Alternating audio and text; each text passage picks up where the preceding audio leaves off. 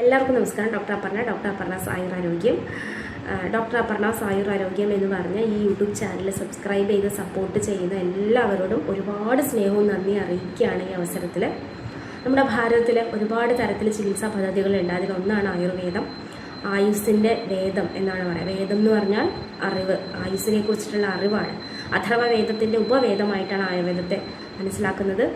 വേദ കാലഘട്ടത്തിൽ തന്നെ മനുഷ്യരാശിയുടെ ഗുണത്തിന് വേണ്ടി ഉണ്ടായിട്ടുള്ള ഒരു ശാസ്ത്രമാണ് ആയുർവേദം. ഇന്ന് ആയുർവേദം പല രീതിയിൽ തെറ്റിദ്ധരിക്കപ്പെട്ടിട്ടുണ്ട്. ഇന്ന് മാത്രമല്ല, ഓരോ കാലാനുസൃതമായിട്ട് തെറ്റിദ്ധാരണകൾ സമൂഹത്തിൽ പടർന്നു പിടിച്ചിട്ടുണ്ട്. നമുക്ക് എല്ലാ വൈദ്യശാസ്ത്രങ്ങളും നിലനിൽക്കുന്നത് ആത്യന്തികമായിട്ട് ആതുരൻ്റെ അഥവാ രോഗിയുടെ ശാരീരികവും മാനസികവുമായിട്ടുള്ള ഗുണത്തിന് വേണ്ടിയിട്ടാണ്, അല്ലെങ്കിൽ ഒരു വെൽബീയിങ്ങിന് വേണ്ടിയിട്ടാണ്, അല്ലേ? ഇതിൻ്റെയൊക്കെ ഒരു അടിസ്ഥാനം എന്ന് പറയുന്നത് അതായിരിക്കണം. അല്ലാണ്ട് ഒരു ശാസ്ത്രം ഒന്നിനേക്കാൾ മികച്ചതോ ഒന്നൊന്നിനേക്കാൾ താഴെയോ അങ്ങനെയൊന്നുമല്ല.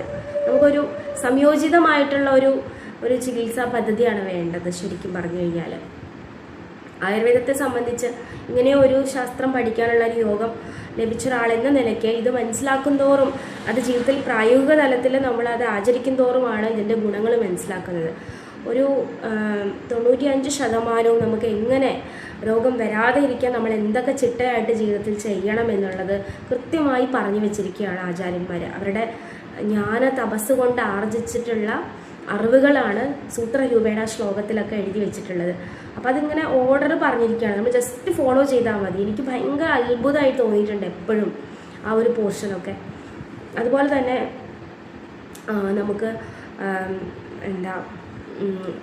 നമ്മുടെ നല്ല വ്യക്തിയായിട്ട് നമ്മൾ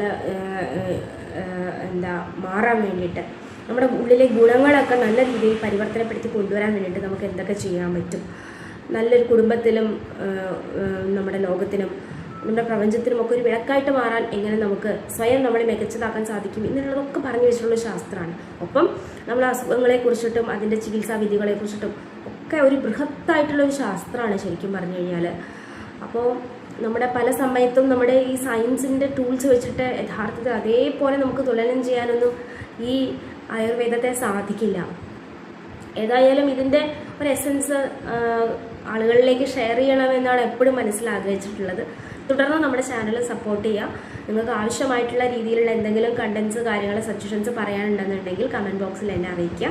എല്ലാവർക്കും ഒരിക്കൽ കൂടി നന്ദിയും സ്നേഹവും പറഞ്ഞുകൊണ്ട് നിർത്തുന്നു. Thank you so much.